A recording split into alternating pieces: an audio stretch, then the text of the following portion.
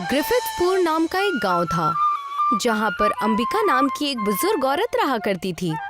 उसका एक बेटा भी था जो शहर में इंजीनियर था। हर साल 1 महीने के लिए वो अपनी माँ के साथ रहने आया करता था। एक बार ग्रिफिथपुर में प्रधान ने गांव वालों को इकट्ठा किया और उनसे कहने लगा, कस्बे वालों, ध्यान से सुनो। सरकार ने एक मुकाबला का आयोजन किया है जहाँ पर हर कस्बे से कुछ लोग आएंगे। कैसा मुकाबला और किस चीज का मुकाबला? साइकिल का मुकाबला होगा और जो भी ये मुकाबला जीतेगा उसे 5 लाख रुपयों का इनाम मिलेगा। क्या सच में? अगर ऐसा है तो मैं भी इसमें हिस्सा लूंगा। नहीं ले पाओगे बच्चे, क्योंकि ये मुकाबला बुजुर्ग औरतों के लिए ही है। एक मुकाबला पहले कस्बे में मुनक्किद की जाएगी, जिसमें पहले और दूसरे जगह पे जो आएगा वो आगे दूसरे कस्बे वालों के साथ 5 लाख रुपयों के लिए मुकाबला में हिस्सा लेगा। साइकिल चलाने का मुकाबला गांव में होने वाला था और गांव में अंबिका का बेटा अथर्व अपनी माँ से मिलने आता है। अम्मी, मैं आ गया। अरे मेरा बेटा शहर से आ गया। कैसा है तू? थोड़ा कमजोर लग रहा है। वहाँ खाना वगैरह ठीक से नहीं मिलता क्या? नहीं अम्मी, मैं अच्छे से खाना वगैरह खा रहा हूँ। बस मैंने जिम जाना शुरू कर दिया है, इसलिए थोड़ा पतला लग रहा हूँ। वैसे अम्मी, जब मैं आ रहा था तब मैंने सुना था कि कस्बे में बुजुर्ग औरतों के लिए साइकिल का मुकाबला होने वाला है। आप उसमें हिस्सा क्यों नहीं ले रही? बेटा, मैं ठीक से चल भी नहीं पाती हूँ। साइकिल तो दूर की बात है। बचपन में खूब साइकिल चलाया करती थी, अब तो साइकिल पर बैठ भी नहीं पाती हूँ। काश मैं उस मुकाबले में भाग ले पाती। ये सुनकर अथर्व परेशान हो जाता है। वो मन ही मन सोचता है कि अगर मैं अपनी माँ का ख्वाब पूरा नहीं कर सकता तो मैं किस काम का। अथर्व अपनी माँ से कहता है, अम्मी, आप बेफिक्र रहिए। मैं तब तक चैन से नहीं बैठूंगा जब तक मैं आपके लिए साइकिल ना बना लूं। अथर्व अपने घर के आंगन में साइकिल बनाना शुरू कर देता है। अंबिका गांव में होने वाले साइकिल रेस मुकाबले में नाम लिखाने प्रधान के दफ्तर में पहुंचती है, जहां पर प्रधान और उसकी बीवी चमेली बैठी हुई थी। चमेली अंबिका को देखकर कहती है, आओ अंबिका आओ, यहाँ कैसे आना हुआ? कोई काम आ गया क्या? दरअसल मैं भी गांव में होने वाले मुकाबले में नाम लिखवाना चाहती हूँ। ठीक है, मैं तुम्हारा भी नाम लिख देता हूँ। मगर तुम जानती हो ना कि ये धीरे चलने का रेस नहीं है, बल्कि साइकिल रेस है।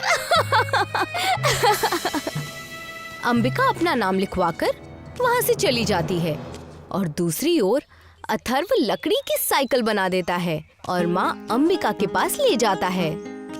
अम्मी, मैंने साइकिल बनाकर तैयार कर दी है, इस पर एक बार बैठकर देखिए। हाँ बेटा। अंबिका साइकिल पर बैठ तो जाती है, मगर साइकिल को आगे नहीं चला पाती। उसके पैर में जोर से दर्द होना शुरू हो जाता है। वो साइकिल से नीचे उतर जाती है और अथर्व से कहती है, बेटा, अब मेरी उम्र हो गई है, मुझसे साइकिल नहीं चल पाएगी।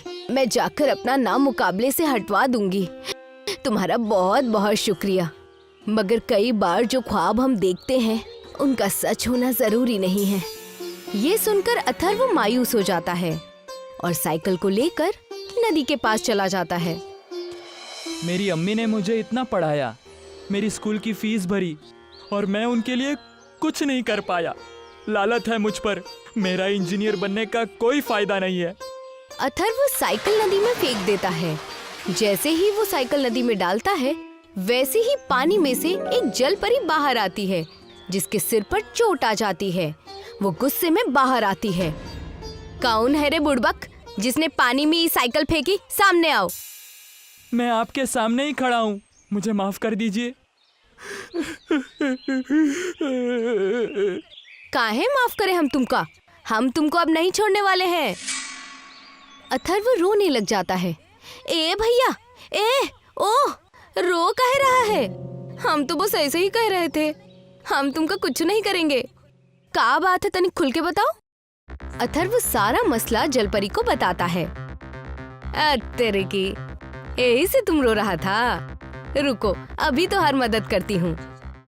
वो पानी के नीचे जाती है और उस साइकिल को बाहर निकालती है, मगर साइकिल इस बार मछली के जैसी दिखती है, जिसे देखकर अथर्व कहता है, बहन ये साइकिल मेरी नहीं है। ई साइकिल जादुई है, बिल्कुल स्पेशल साइकिल है। बैठोगे तो एकदम फुटफुटाए के चलेगी, एकदम डूर करके। ले जाओ और अपनी अम्मा को दे दो, हम निकलते हैं। ये कहकर परी वहाँ से निकल जाती है और अथर्व साइकिल अपने घर ले जाता है। घर जाते ही अथर्व अपनी माँ अंबिका को बाहर बुलाता है। अंबिका मछली साइकिल देखकर एकदम हैरान रह जाती है। अरे अथर्व, ये तो बड़ी ही विचित्र साइकिल है। अम्मी, इस पर बैठकर देखिए। अंबिका साइकिल के पास जाकर उस पर बैठती है और वो साइकिल चलाने लगती है। साइकिल बड़ी ही तेजी से चलने लगती है। वाह बेटा, ये मछली साइकिल तो बड़ी ही कमाल की है। इसकी रफ्तार तो लाजवाब है। अब मुझे खुद पर यकीन हो रहा है कि मैं मुकाबले में हिस्सा ले पाऊंगी। अथर्व अपनी माँ को साइकिल चलाता देखकर बेहद खुश था। गांव में साइकिल के मुकाबले का दिन आ जाता है, जहाँ पर प्रधान की बीवी चमेली भी हिस्सा लेती है। जैसे ही अंबिका चमेली हंसने लगती है और अंबिका से कहती है, अरे ये क्या, तुम मछली पर बैठकर आ गई। ये मछली साइकिल है चमेली, ये सबसे बेहतरीन साइकिल है। जीतूंगी तो मैं ही। फिर जाऊंगी सरकार के आयोजित साइकिल मुकाबले में और जीत कर आऊंगी 5 लाख। मुकाबला शुरू होता है। 1, 2, 3। बंदूक की आवाज सुनते ही सब साइकिल चलाने लगते हैं। अंबिका की मछली साइकिल सबसे तेज चलती है और अंबिका के पीछे पूरी जान लगाकर चमेली साइकिल चला रही थी। अरे, ये तो काफी तेज साइकिल चला रही है। अंबिका साइकिल मुकाबला जीत जाती है और चमेली दूसरी जगह पर आती है। दोनों ही सरकार की ओर से आयोजित साइकिल मुकाबले के लिए चुने जाते हैं, मगर चमेली दूसरी जगह पर आने से बिल्कुल भी खुश नहीं थी। वो घर जाकर अपने पति प्रधान से जाकर कहती है, ए जी, मैं दूसरी आ ही नहीं सकती हूँ। कुछ तो बात है अंबिका की मछली साइकिल में, जो वो इतनी तेजी से चल रही थी।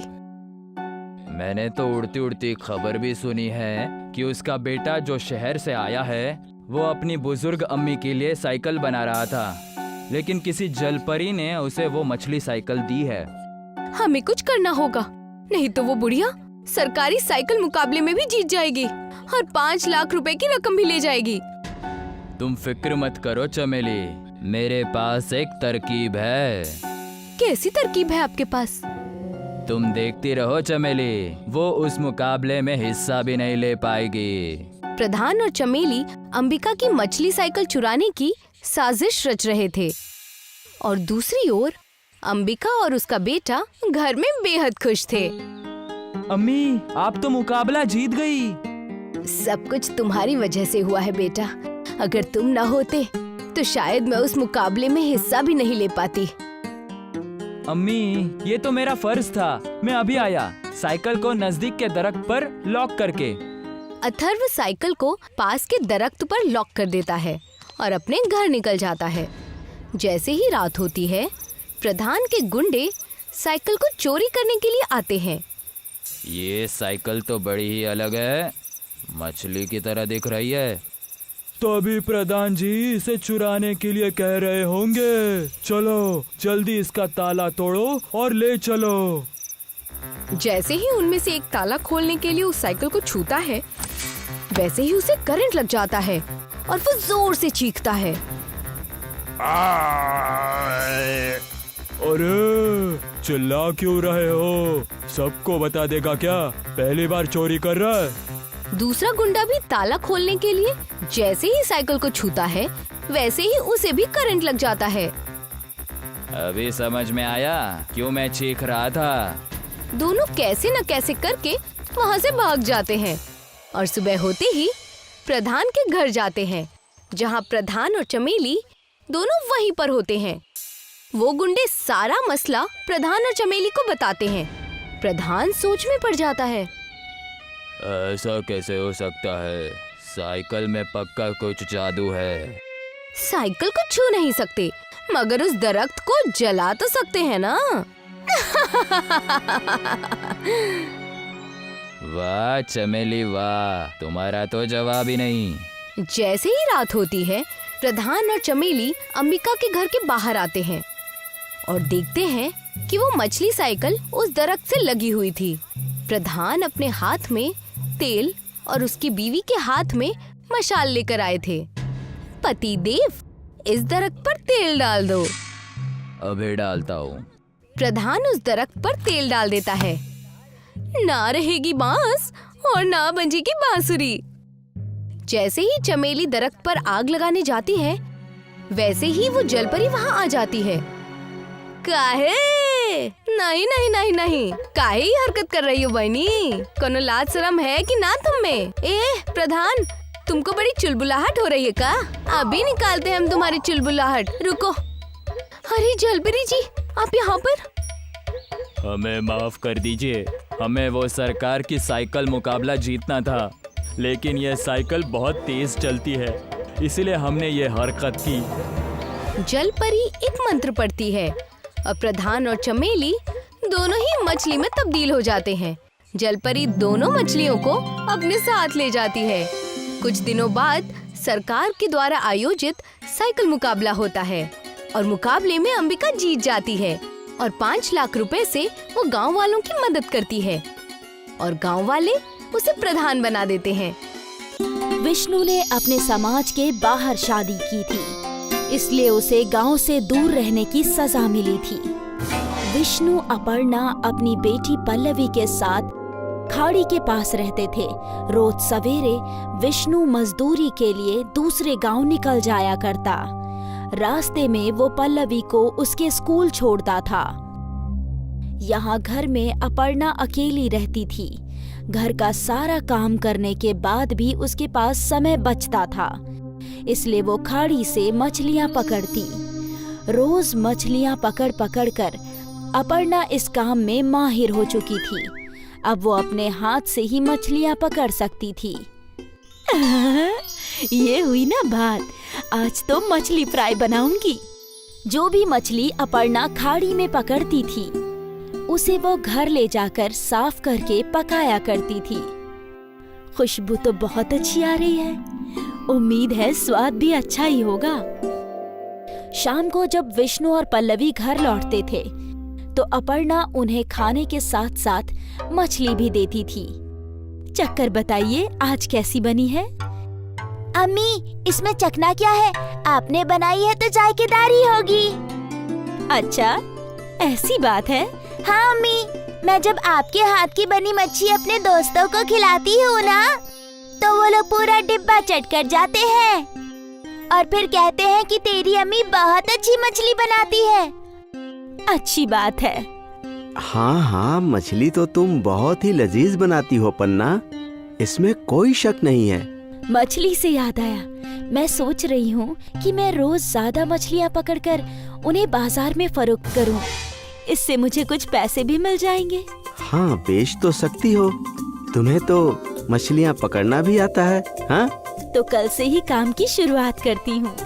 अगले रोज अपर्णा ने कई सारी मछलियाँ पकड़ी और फिर उन्हें एक टोकरी में भरकर बाजार की तरफ रवाना हो गई। ताजी ताजी मछलियाँ आज की पकड़ी गई, बिल्कुल ताजी मछलियाँ। मीठे पानी की मछलियाँ हैं क्या? नहीं दीदी, खारे पानी की मछलियाँ हैं, खाड़ी की। नहीं नहीं, मुझे नहीं चाहिए। कई लोग अपर्णा के पास मछलियाँ देखने आए, लेकिन बहुत ही कम लोगों ने मछलियाँ खरीदी। ये देखकर अपर्णा गमगीन हो गई। कोई बात नहीं, आज का पहला दिन है, हो सकता है कि कुछ दिनों में मछलियों की फरोख्त अच्छी हो। अपर्णा ने खुद को दिलासा दिया और टोकरी लेकर घर की जानिब चल पड़ी। अगले रोज भी अपर्णा ने ताजी मछलियाँ पकड़ ली और उन्हें फरोख्त करने के लिए बाजार पहुँची। मछलियाँ ले लो, ताजी ताजी मछलियाँ। आज भी वही हाल था, मछलियाँ बिक ही नहीं रही थी। ऐसा कई रोज तक चलता रहा और फिर अपर्णा पूरी तरह निराश हो गई। वो मछलियों की भरी हुई टोकरी लेकर घर पहुंची। उदास होकर उसने खाना बनाया। विष्णु जब घर लौटा तो वो समझ चुका था कि उसकी बीवी का मूड खराब है। क्या बात है अपर्णा? कि मछलियाँ फरोख्त करके कुछ पैसे कमाऊंगी, पर मेरी मछलियाँ तो कोई खरीदता ही नहीं। अरे मछलियों की बजाय अगर तुम अपना मछली भात बेचती तो सब खरीदते। आप भी ना मेरा मजाक उड़ा रहे हैं। अरे नहीं नहीं, मैं तुम्हारा मजाक क्यों उड़ाऊंगा? मैं तो हकीकत बता रहा हूँ। तुम जायकेदार मछली भात बनाती हो और मछलियाँ खुद ही पकड़ती हो, तो तुम कीमत भी कम रख सकती हो। एक बार सोच कर देखो। विष्णु ये बात बोलकर घर के बाहर चला गया और अपर्णा इस बात के बारे में सोचने लगी। सभी लोग मेरी मछली भात की तारीफ करते हैं, तो मैं एक बार कोशिश करके देख ही सकती हूँ। मुझे तो वैसे भी पैसे ही कमाने हैं। मछली से कमाऊं या फिर मछली भात से, क्या फर्क पड़ता है? अब अपर्णा के चेहरे पर मुस्कान आ गई और वो एक और कोशिश करने के लिए तैयार थी। अगले दिन अपर्णा ने ताज़ी मछलियाँ पकड़ ली और फिर उन मछलियों को पकाया। जब सब कुछ तैयार हो गया तो अपर्णा ने एक डिब्बे में मछली और दूसरे डिब्बे में भात भर लिया और वो झोला लेकर घर से बाहर निकल गई। अपर्णा बाजार पहुंची। मछली भात, बस 25 रुपए में मछली भात। मछली भात सुनते ही खरीदार खींचे चले आए। ताजा मछली है ना? हाँ, आज सुबह ही पकाई है।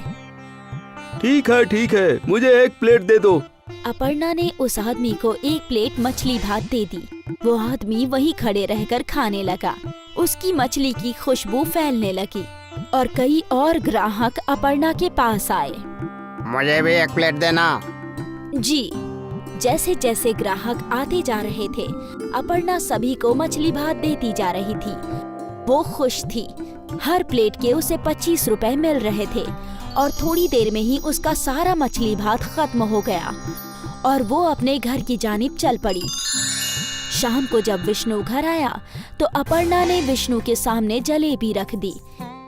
जलेबी? अरे ये किस खुशी में? आप खाइए तो बताती हूँ।